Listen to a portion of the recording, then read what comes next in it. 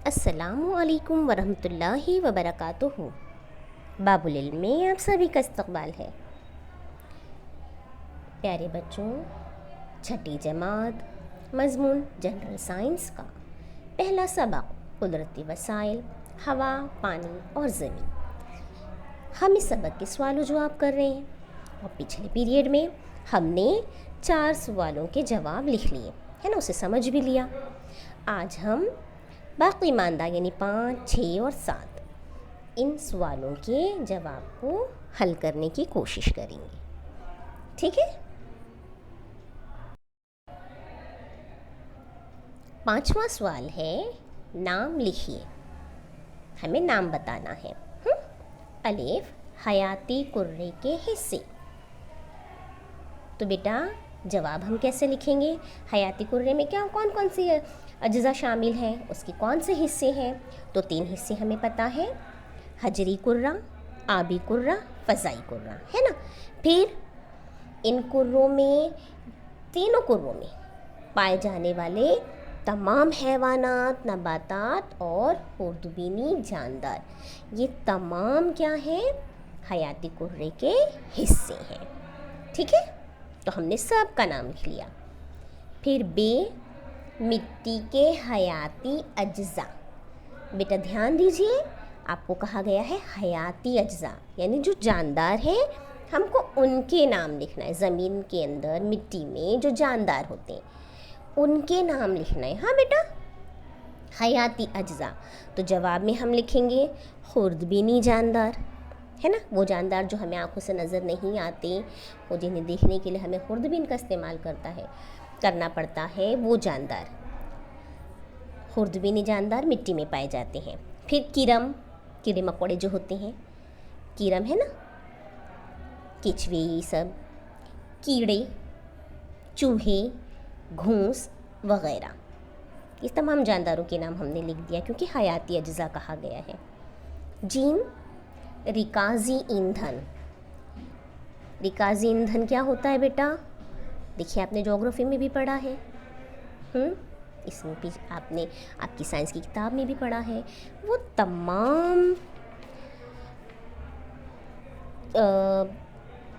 नबातात और हैवानात जो ज़मीन की ऊपरी तह पर है ना, ज़मीन की सबसे ऊपर की तह में हैवानात और नबातात जो मुर्दा होते हैं, वो सड़ गल जाते हैं, तो उन पर ज़मीन का असर होता है, ज़मीन की हरारत का असर होता है और उन तमाम से मादनी तेल बनता है जिसे हम कहते हैं रिकाजी ईंधन।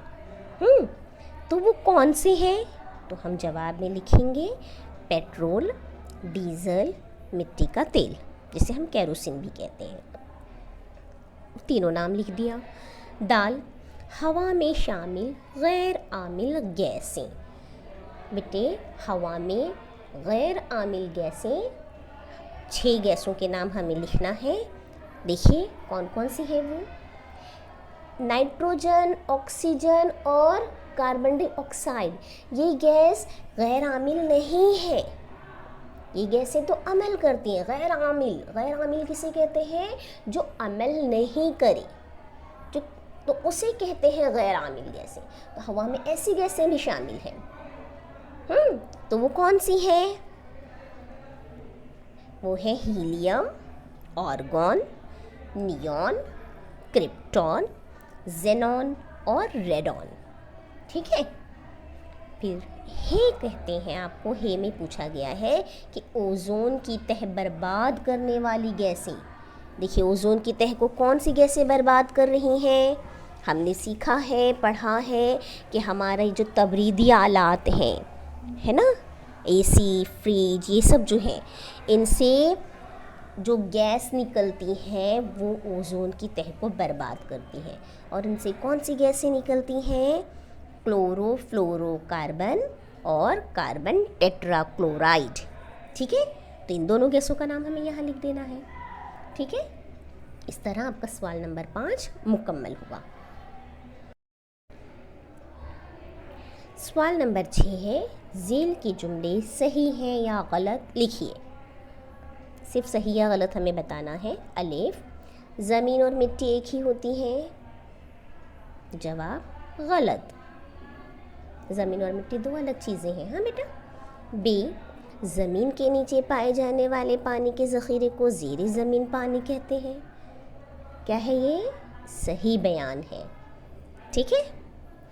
जीम, 25 सेंटीमीटर मोटाई की मिट्टी की तह तैयार होने के लिए तकरीबन 1000 साल दरकार होते हैं।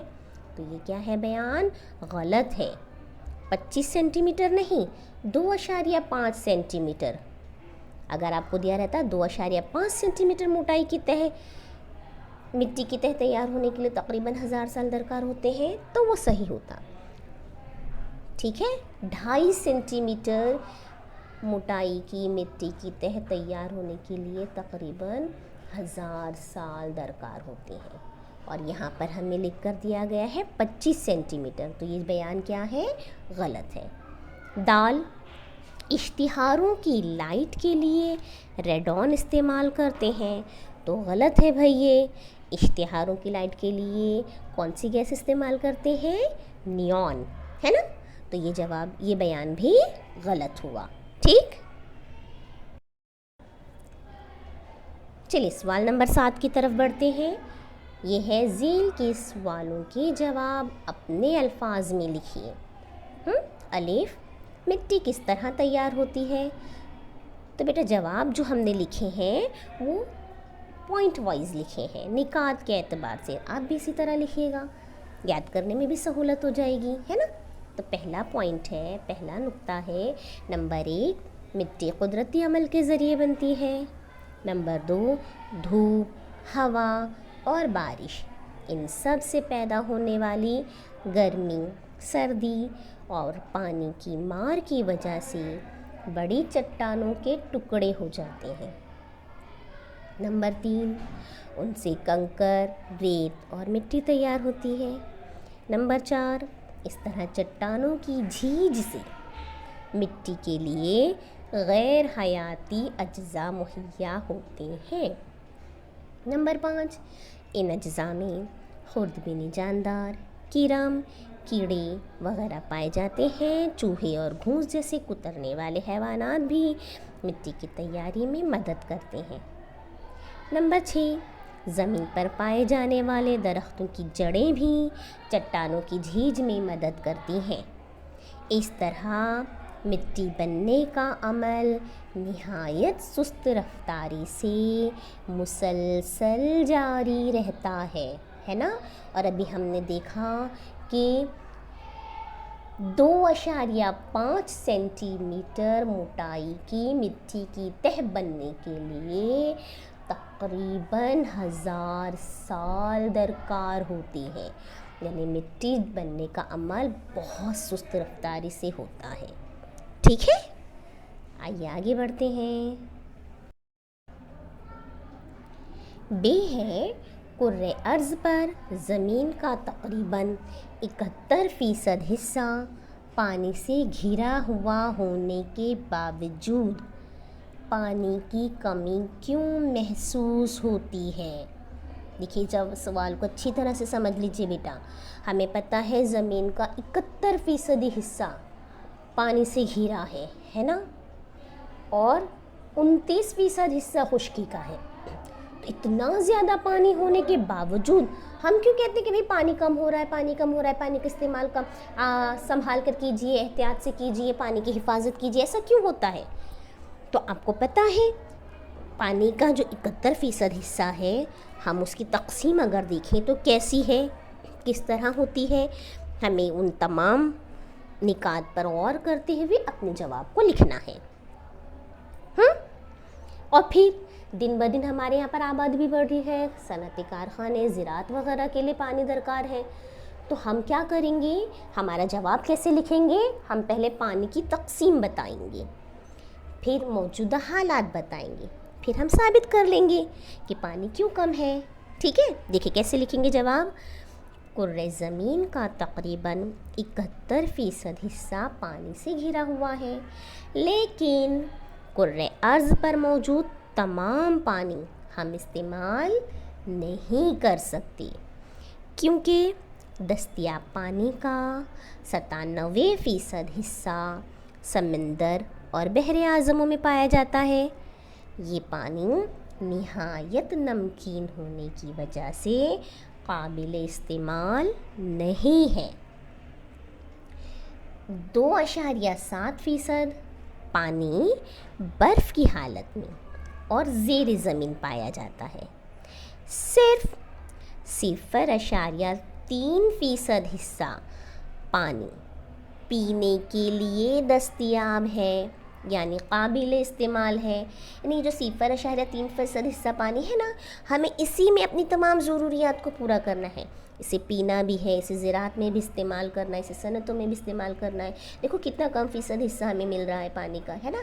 ایسے میں بڑھتی ہوئی آبادی، صنعتیں اور زراعت کے لیے بے تحاشا پانی استعمال ہو رہا ہے، جس کی وجہ سے پانی کی قلت محسوس کی جا رہی ہے۔ سمجھ میں آیا بیٹے جواب؟ سمجھ کر لکھیے گا، بہت آسان ہے۔ جیم ہے، ہوا کے مختلف اجزاء کون سے ہیں، ان کے استعمال لکھیے۔ تو ہم جواب میں لکھیں گے، دیکھیے کس طرح سائڈ ہیڈنگز ڈال کر لکھیں گے، ہاں بیٹا، کیونکہ ہوا کے جو مختلف اجزاء ہیں نا، ہم ان کے نام لکھیں گے اور ان کے ساتھ ان کے استعمال لکھیں گے، ٹھیک ہے۔ تو یہ جو آپ کو لال سے لکھا ہوا نظر آ رہا ہے، لال لال، یہ سائڈ ہیڈنگز ہیں۔ جواب لکھیں گے ہم، ہوا کے مختلف اجزاء اور ان کے استعمال مندرجہ ذیل ہیں۔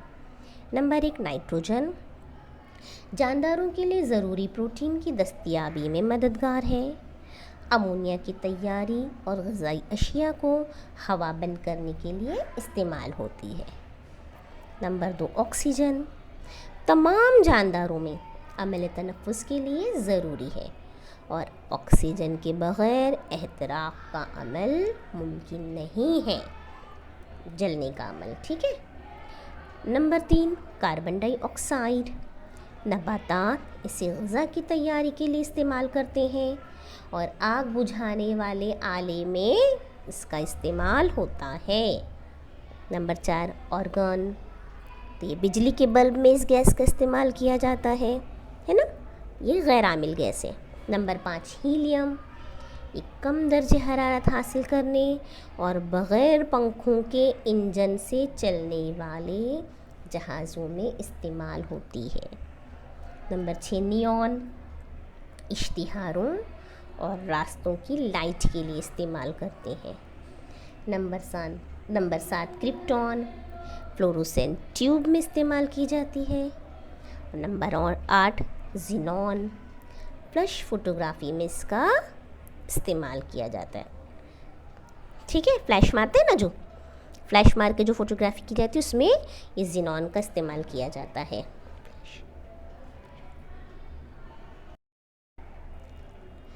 سوال نمبر 7 کا دال یعنی آخری سوال ہے اس سبق کا ہمارا، ہوا، پانی، زمین یہ بیش قیمت قدرتی وسائل کیوں ہیں؟ تو آپ کو معلوم ہے نا بیٹا، ہوا، پانی، زمین، ان سے ہماری ضروریات مکمل ہوتی ہے، تمام بنیادی ضروریات ہماری ان سے مکمل ہوتی ہے، اور یہ ایسی ہیں کہ اگر یہ ختم ہو جائے یا قلت ہو جائے ان کی، تو جاندار زندہ نہیں رہ سکیں گے، ہے نا۔ تو اسی کو مد نظر رکھتے ہوئے ہم اپنا جواب لکھیں گے۔ جواب، ہوا، پانی اور زمین یہ تینوں قدرتی وسائل ہیں۔ جانداروں کی تمام ضرورتیں ان تینوں قدرتی وسائل سے ہی پوری ہوتی ہیں۔ اگر یہ وسائل جانداروں کو مہیا نہ ہوں یا ان کی قلت ہو جائے تو وہ زندہ نہیں رہ سکیں گی۔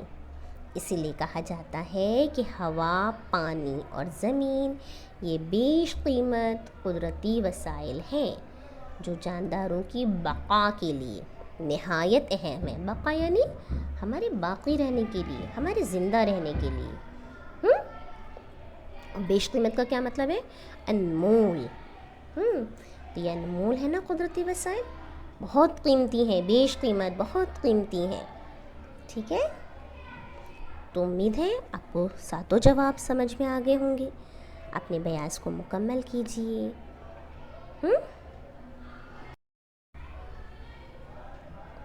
گھر میں رہیے، کہیں بلا ضرورت باہر نہ نکلیے، خیال رکھیے اپنا بھی اپنے والدین کا بھی۔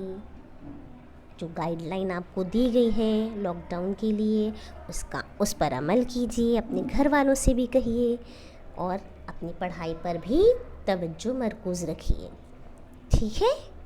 جزاکم اللہ خیر، اللہ حافظ۔